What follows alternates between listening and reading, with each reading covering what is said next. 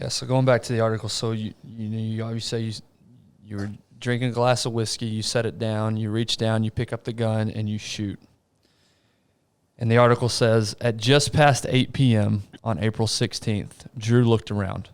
He was confused. What happened? Why am I still here? He saw blood everywhere. He wanted to wipe it up.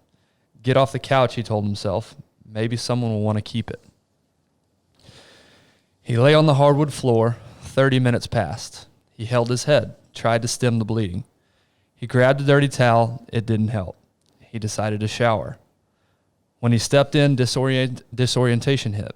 He slipped and smacked his head on the handle, square on the entry wound. It still didn't hurt. How? Why? He curled in a ball on the shower floor. The water ran over him. He dried off and collapsed on his bed. The blood in his mouth turned his stomach, so he returned to the bathroom. He didn't want to throw up on the carpet. More cleanup for his family. As he bent over the toilet, his head struck the porcelain. He peeled himself up and tried to brush his teeth. How ridiculous, he thought. Guy with a hole in his head, brushing his teeth. Instead, he glugged mouthwash to drown out the taste. He shoved toilet paper up his nostrils to keep the blood from dripping down his throat. Back to the bedroom. It was around midnight. 4 hours after he pulled the trigger, as Drew closed his eyes, he thought, this is where I'm going to die. Man, you can't imagine how hard that is to read. Yeah, it's hard to hear. No, I'm sorry about that, man. Yeah, no, it really is. And, you go through this situation, and there's so much to peel back, man. It really is. In those situations, it's, this happens, and then you go through these steps. You get in the shower, you clean up, you brush your teeth. I mean, what is going through? Yeah, and to me, it's everything is about everyone else. Yeah. Here you have a gun wound to your head. The expectation is that it's all going to be over, and it's not. But all you're thinking about is it's a mess for someone else. Yes. They may want this. So, I mean, question is that I have, as you're going through this, at what point, when did it register that, man, this isn't it for me? There's more. Or was it, when was that when those thoughts actually came back into your mind?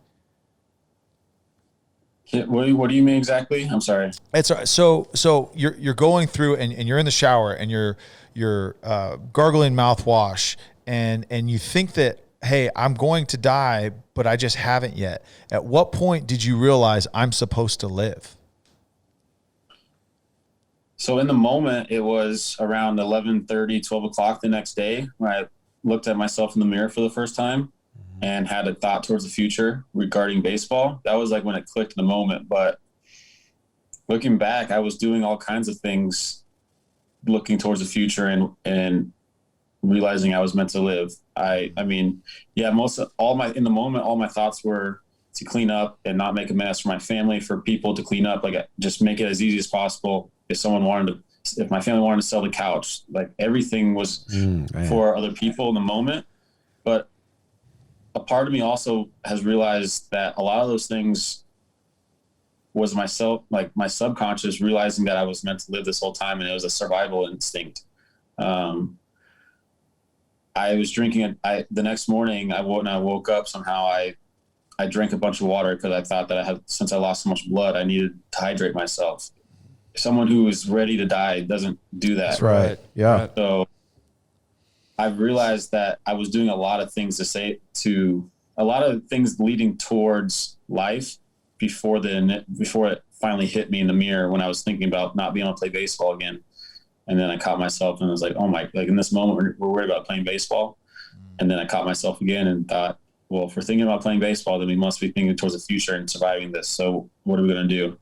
So that's when it kind of clicked. And then there was a time frame of a couple hours of wondering if that's really what I wanted. So I laid there for a couple more hours trying to contemplate, going back and forth which decision I wanted to make. Because most of the morning I was I was in so much pain the next morning that I had a ton of thoughts of just doing it again, just from a pure take me out of my misery type mindset. So, from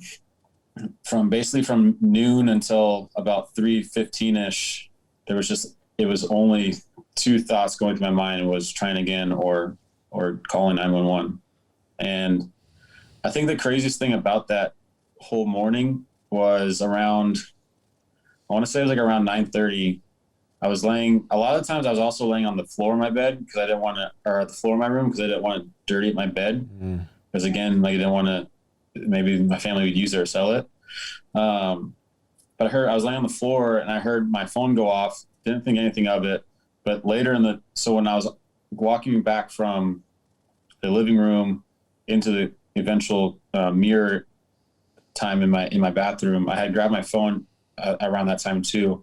And after I had the moment in the mirror, I went and laid on my bed and checked my phone for the first time. And there was two messages from my dad.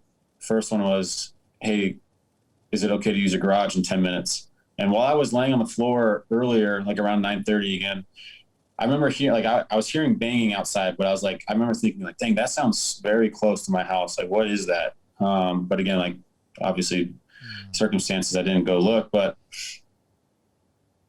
and then the second text message was from my dad, said, "Thanks, see you later," or something. It was something, but just saying thank you. So my dad was at my house working out in my garage while all this was unfolding. Wow. And it just blows my mind, the idea of maybe him walking in, and he wouldn't. That's the thing. That's the kind of guy he is. He's just so respectful that he wouldn't have come in without permission. But if for some reason he did, and he walked in on that and saw that, I can't even imagine what a father would have done. And, especially someone who cares about me as much as a father that cares about me as much as he does. So, all that was happening, and leading up to about 3:00, I made my way back out to the couch because I knew, again, I was in so much pain and I was just suffering physically as much as I was mentally finally. And, I made it out to the couch where my gun was and where I did it the night before, and held my gun in my left hand and held my phone dialed 911 in my right hand and just sat there and stared at them for 15, 20 minutes and eventually chose life.